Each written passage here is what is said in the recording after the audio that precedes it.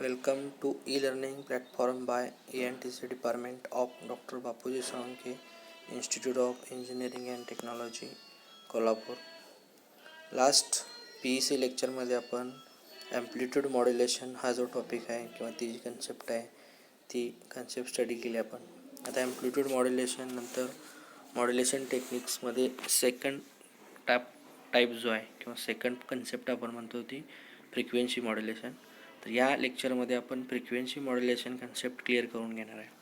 आता फर्स्ट आपण frequency मॉड्युलेशनची टेक्निक्सच्या waveforms बघू.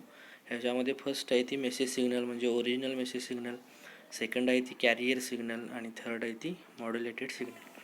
आता मॉड्युलेशन म्हणजे थोडक्यात लास्ट लेक्चरच्या कन्सेप्टवरून तुम्हाला क्लिअर झालं असेल की मॉड्युलेशन म्हणजे काय केलं जातं. तर ओरिजिनल मेसेज सिग्नल किंवा ओरिजिनल इन्फॉर्मेशन सिग्नल जो असतो तो आहे असा आपण ट्रान्समीटरकडून रिसिव्हरला सेंड करू शकत नाही, कारण तो लो फ्रिक्वेन्सी सिग्नल असतो, त्याची पॉवर कमी असते, त्यामुळे तो ट्रान्सफर होत नाही, तो आपल्याला मॉडिफाय करायला लागतो.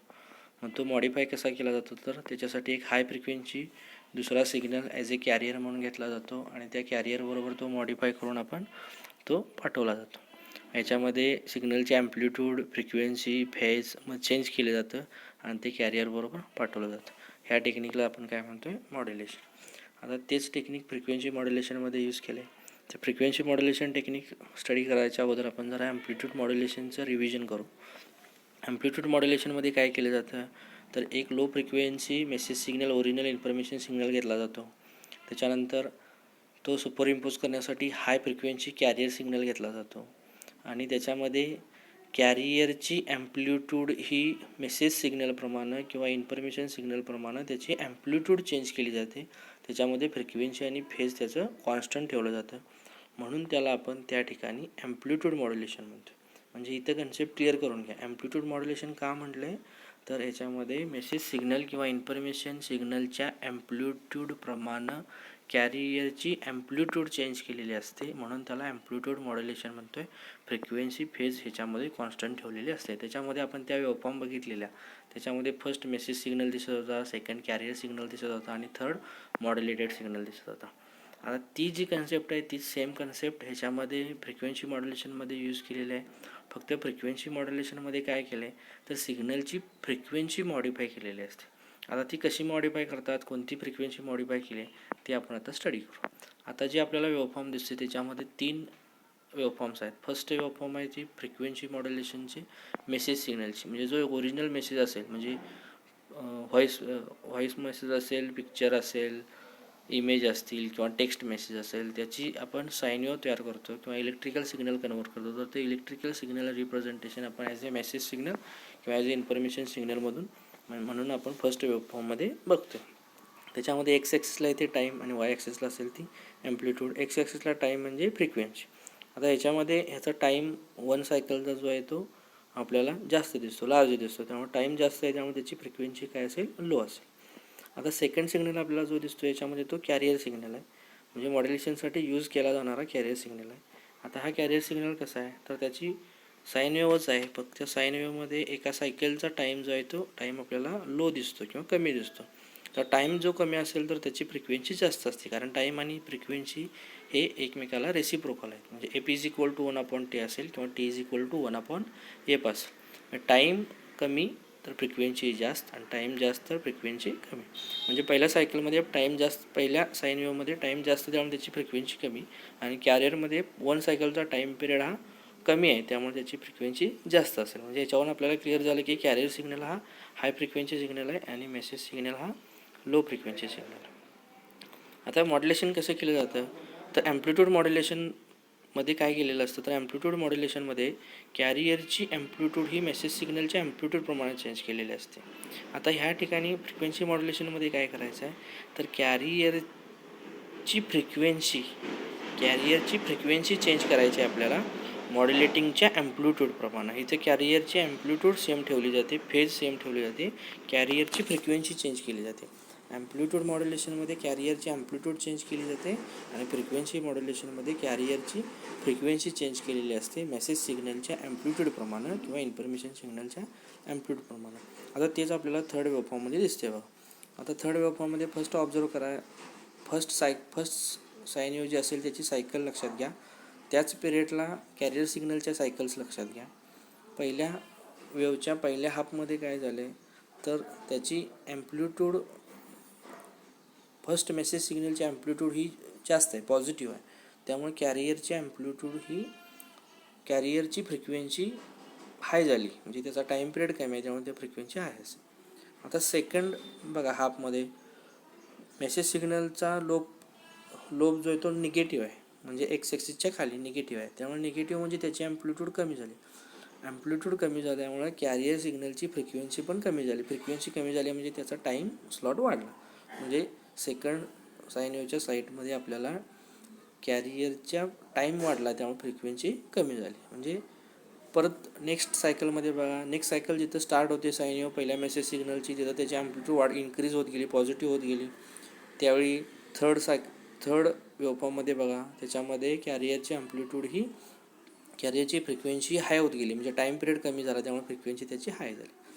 नेक्स्ट बघा, नेक्स्ट निगेटिव्ह हाफ सायकल ज्यावेळी स्टार्ट होईल फर्स्ट साईन वेव्हची, त्यावेळी कॅरियरची फ्रिक्वेन्सी ही टाईम पिरियड त्याचा इन्क्रीज होत गेला, म्हणजे त्याची टाईम पिरियड त्याचा वाढलेला आहे, त्यामुळे फ्रिक्वेन्सी त्याची कमी झाली. त्यामुळं आपल्याला असं लक्षात येईल की टाईम पिरियड वाढला म्हणजे फ्रिक्वेन्सी कमी झाली, आणि टाईम पिरियड कमी झाला म्हणजे फ्रिक्वेन्सी वाढली. म्हणजे हे कशाप्रमाणे झालं तर फर्स्ट सिग्नलच्या ॲम्प्लिट्यूड प्रमाणे झालं. म्हणजे फ्रिक्वेन्सी मॉड्युलेशनमध्ये आपण कॅरियर वेव्हची फ्रिक्वेन्सी ही मेसेज सिग्नल किंवा मॉड्युलेटिंग सिग्नल असेल किंवा इन्फॉर्मेशन सिग्नल असेल त्याच्याप्रमाणे फ्रिक्वेन्सी त्याची चेंज करतो, म्हणून त्याला फ्रिक्वेन्सी मॉड्युलेशन म्हटलं. इथं ॲम्प्लिट्यूड कॅरियरची आणि फेज जी असेल ती कॉन्स्टंट ठेवली जाते. आता ते आपण डेफिनेशनच्या फॉर्ममध्ये बघू. आता याच्यामध्ये काय दिले आहे तर frequency modulation is the encoding of information in a carrier wave by varying the instantaneous frequency of the wave. म्हणजे कॅरियरची इन्स्टंटेनियस फ्रिक्वेन्सी आपण काय करतो, चेंज करतो. The term and technology are used in computing signal processing and telecommunication. हे आपण computing signal processing किंवा टेलिकम्युनिकेशनसाठी हे मेथड यूज करू शकतो. म्हणजे काही ठिकाणी आता कम्प्युटिंग सिस्टम म्हणजे सिग्नल प्रोसेसिंगमध्ये पण FM सिस्टीम यूज केलेली असते. ह्याला आपण अँगल मॉड्युलेशन टाईप म्हणू शकतो. आणि थर्ड पॉईंट काय आपल्याला सांगतो तर in FM the carrier amplitude remain constant, the carrier frequency varies. म्हणजे कॅरियरची ॲम्प्लिट्यूड फिक्स असते, कॅरियरची फ्रिक्वेन्सी चेंज होते. म्हणजे आपल्या डेफिनेशनप्रमाणे हे याच्यामध्ये दिले. तर ह्याच्यावरून आपल्याला क्लिअर व्हायला पाहिजे की फ्रिक्वेन्सी मॉड्युलेशन आणि ॲम्प्लिट्यूड मॉड्युलेशनमध्ये डिफरन्स जर लक्षात आला तर दोन्ही कन्सेप्ट आपल्याला क्लिअर होतील.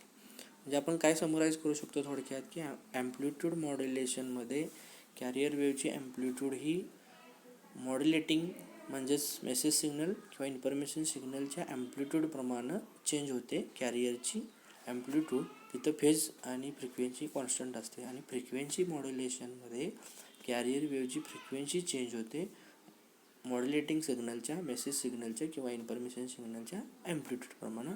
इथं कॅरियरची ॲम्प्लिट्यूड आणि फेज काय असते, कॉन्स्टंट असते.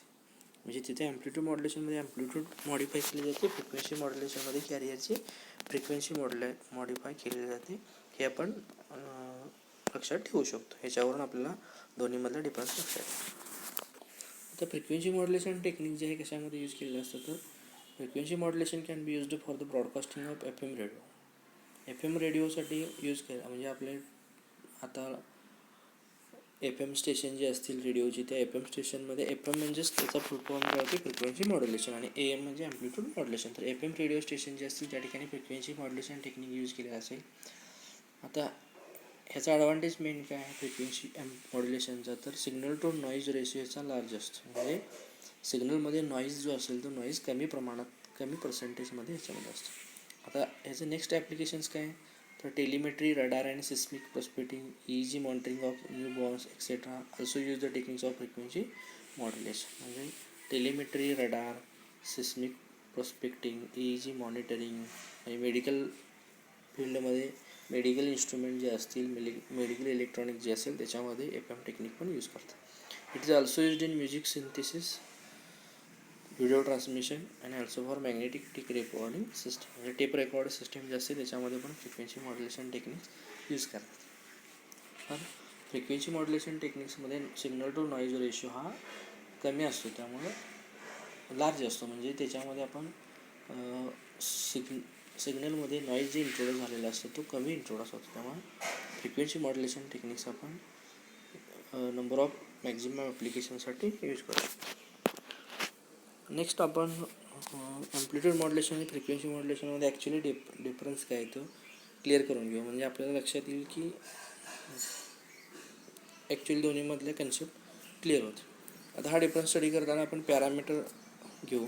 पॅरामीटर घेऊन दोन्ही कम्पेअर करू. पॅरामीटर काय घ्यायचे तर डेफिनेशन म्हणजे काय तर त्याचे एमचे मिनिंग काय असेल आणि एफएमचे मिनिंग काय असेल. आता डेफिनेशन एमची काय बघा तर एममध्ये आपण amplitude of carrier is varied in accordance with the amplitude of modulating signal keeping frequency and phase constant. म्हणजे आपलं जे amplitude मॉड्युलेशनचं टेक्निक आहे त्याच्याप्रमाणे कॅरियरची ॲम्प्लिट्यूड ही मॉड्युलेटिंग सिग्नलच्या ॲम्प्लिट्यूडप्रमाणे चेंज होते. आणि एफ एममध्ये काय होते तर एफ एममध्ये frequency of carrier is varied in accordings with the amplitude of modulating signal keeping amplitude and phase constant. म्हणजे एफ एममध्ये कॅरियरची ॲम्प्लिट्यूड कॉन्स्टंट ठेवली जाते, फेज कॉन्स्टंट ठेवली जाते, फक्त फ्रिक्वेन्सी त्याची मॉड्युलेटिंग सिग्नलप्रमाणे व्हेरी केलेली असते.